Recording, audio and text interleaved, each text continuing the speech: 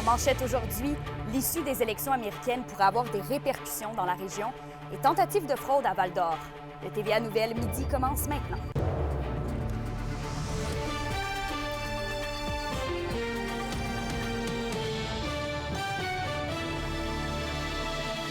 Bonjour tout le monde, bon mardi.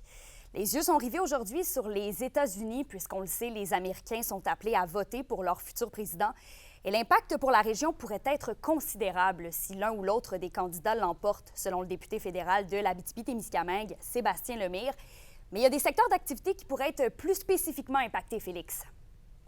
Oui, donc selon le député, des contraintes économiques éventuelles des États-Unis pourraient impacter 3 secteurs régionaux, la production agricole, le bois d'œuvre et les minéraux critiques stratégiques. Kamala Harris, tout comme Donald Trump, défend des politiques économiques protectionnistes, selon M. Lemire, ce qui place la région comme le reste du pays dans une position désavantageuse. En ce sens, le député défend le projet de loi de son parti sur la gestion de l'offre qui, soutient-il, pourrait avoir une incidence majeure pour les producteurs laitiers du Témiscamingue, par exemple. Ce que ça vise, c'est de s'assurer qu'il n'y ait plus de brèche dans la gestion de l'offre pour les accords de libre-échange. Donc, notamment la négociation du prochain ALENA qui devra être faite par la prochaine présidence des États-Unis, bien, de s'assurer que nos négociateurs aient le mandat de ne pas négocier la gestion de l'offre. Parce que la dernière fois, il y a un 3,5 % qui a été sacrifié et ça, bien, cumulé à ceux du Trans-Pacifique puis ceux de l'Europe, bien, ça fait en sorte que c'est 10 % de moins de revenus que nos producteurs agricoles peuvent aller chercher. Je vous reviens au TVA 18h avec un reportage complet sur les répercussions possibles sur la région du résultat des élections américaines. Oui, ça risque de bouger pas mal aujourd'hui chez nos voisins américains. On va certainement suivre le tout. Merci, Félix. Je vous en prie. La question du jour TVA, une présentation de Mobilier Bélan qui vous offre depuis plus de 50 ans un service de qualité et un grand choix de matelas mobilier électro au prix compétitif que vous recherchez. À la question du jour, on vous demande « Craignez-vous des répercussions de l'élection présidentielle américaine sur la région? » Pour voter et commenter, rendez-vous au tvaabitibi.ca.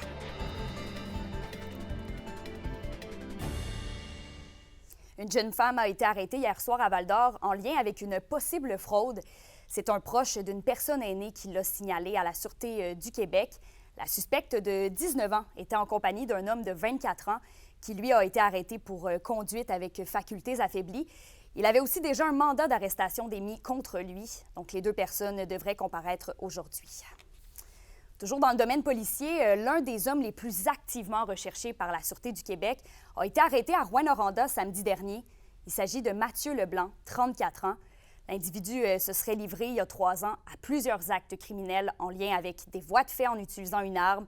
Il aurait aussi causé des dommages à un bien par le feu et aurait proféré des menaces à autrui. Le suspect était sous mandat d'arrestation depuis quand même septembre 2023. Et il est d'ailleurs à l'origine de l'important périmètre de sécurité érigé la semaine dernière par la SQ sur la rue Perrault-Ouest à Rouyn-Noranda. L'homme a comparu par voie téléphonique et demeure détenu pour la suite des procédures. Ailleurs maintenant, les tarifs d'électricité pourraient augmenter en région. Eh bien, c'est ce que craint un regroupement d'entreprises de grands secteurs de l'économie du Québec. Ils souhaitent unir leurs voix dans le but de faire part de leurs préoccupations au gouvernement. L'augmentation des tarifs pourrait atteindre quand même 60 % d'ici 2035. Les entreprises demandent donc au gouvernement que les tarifs soient fixés de façon cohérente et transparente afin d'éviter une augmentation des tarifs qui impacterait négativement les régions, dont la nôtre.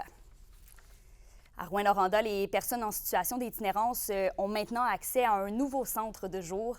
La Maison du Soleil Levant a ouvert ses nouveaux locaux hier et le centre de jour nommé Acabane est situé au 82 rue Perrault-Ouest. Il est ouvert tous les jours entre 9h et 21h. Donc, de la nourriture, des breuvages ainsi qu'un service de douche et de buanderie sont offerts. Et justement, une réunion d'information au sujet de l'itinérance a lieu ce soir dans ce nouveau local de la Maison du Soleil Levant. Donc, un bilan des activités estivales et les actions à venir seront présentés. Des personnes de différents milieux seront sur place, comme entre autres la Sûreté du Québec, le CISAT et la Société de développement commercial Centre-Ville de Rouyn-Noranda. La rencontre est prévue à 17h ce soir et la population et les commerçants sont invités à y participer. À Sainte-Terre maintenant, le centre sportif André Dubé, qui reçoit le club de hockey Le Bécard, va faire peau neuve. Félix Blaquière nous donne les détails. On a différentes ligues sociales au niveau du hockey. On a le patinage artistique qui est ici depuis les débuts à peu près là, de l'aréna, le hockey mineur et depuis quelques années qu'on a une ligue au niveau junior qui est le Bécor. Le centre André Dubé, un service important pour la ville de Sainte-Terre, va recevoir une cure de jeunesse. Bien, dans le fond, on avait fait des appels d'offres et c'est ça ce soir, là, dans le fond, au conseil municipal, là, on va accepter là, au niveau d'une soumission, là, les soumissions qu'on a reçues. Les derniers travaux à l'Arena remontent aux années 2009 et 2010. Cette fois-ci, ils s'effectueront dans le hall d'entrée, dans les toilettes des femmes et dans les infrastructures techniques des installations, partie la plus vitale des rénovations à venir. Bien, l'unité mécanique, en fait, c'est là où se trouvent les compresseurs, ma banque à glace, tous les éléments qui permettent, en fait, de fabriquer une glace. Lors des derniers travaux, l'unité mécanique avait été mise au goût du jour. Mais aujourd'hui, les pratiques ont changé et il existe des systèmes plus écologiques, ce vers quoi tend Sainte-Terre. Oui, un système plus performant, mais un système aussi beaucoup plus, je vais dire, sain au niveau de la santé des utilisateurs. Le système qu'on a présentement, c'est un système à l'ammoniac. Qui dit fuite d'ammoniac dit danger.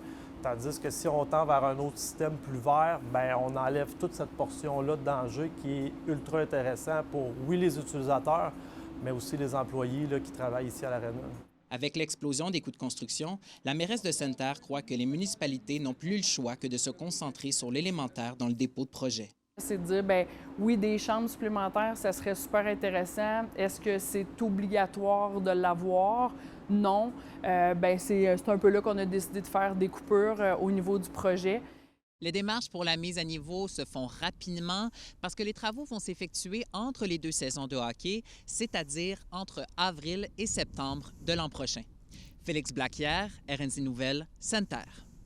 On va parler de transport en commun maintenant, puisqu'un nouveau regroupement d'organismes et de citoyens de Rouyn-Noranda souhaite que le transport collectif demeure un service gratuit dans la municipalité. Anthony Dallaire est allé à la rencontre de leur porte-parole hier. Donc, vous vous rendez ce soir au conseil de ville de Rouyn-Noranda. Concrètement, qu'est-ce que vous allez y demander? En fait, ce qu'on demande, c'est une adoption un règlement qui va assurer la pérennité du transport gratuit à Rouyn-Noranda. Parce que c'est un projet pilote actuellement. Puis ce projet pilote, bien, il termine le 31 décembre 2024. Fait qu'on veut juste assurer que la ville va continuer dans ce sens-là. Qu'on avoue, tu sais, on est vraiment content, on est fiers qu'une ville comme Rouyn-Noranda, qui a été innovateur, qui a adopté un règlement qui va dans ce sens-là pour un avenir plus juste et plus vert.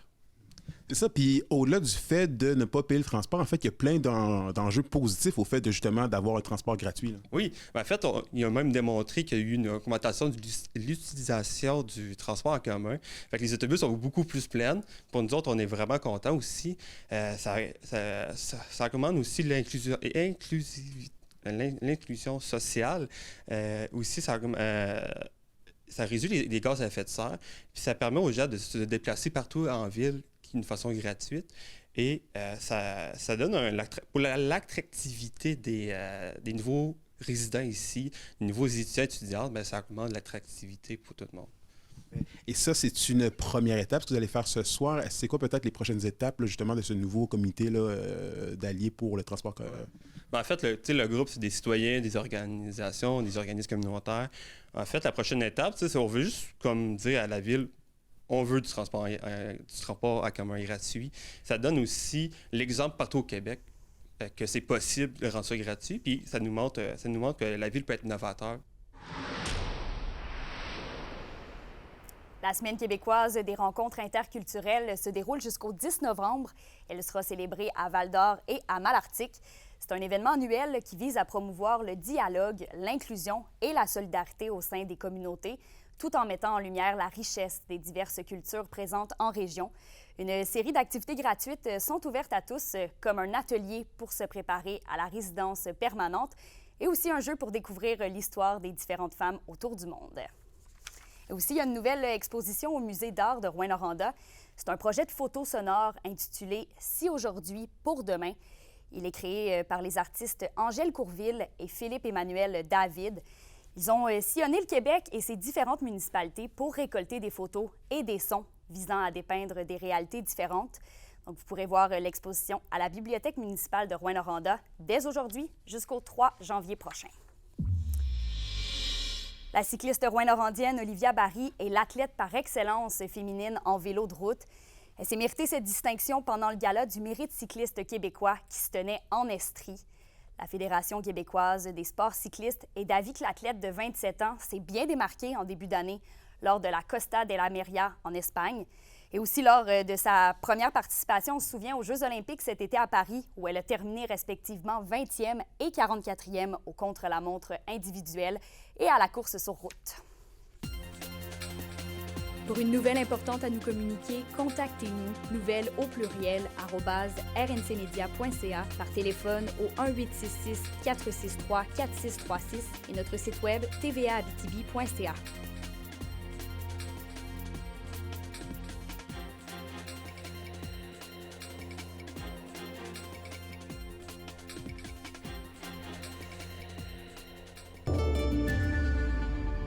À la météo aujourd'hui, ce sera de la douceur, mais aussi de la grisaille.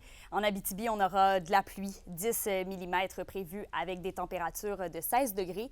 Et même situation au Témiscamingue, mais cette fois-ci avec un maximum de 17 degrés. Ensuite, pour ce soir et cette nuit, c'est toujours de la pluie en Abitibi, mais en plus grande quantité. Il devrait tomber entre 20 et 30 mm de pluie sur tout le territoire, minimum de 6 pour l'Abitibi et de 8 pour le Témiscamingue. Ça complète donc ce bulletin d'information. Je vous souhaite une bonne journée. On se retrouve au TVA 18h. À plus tard.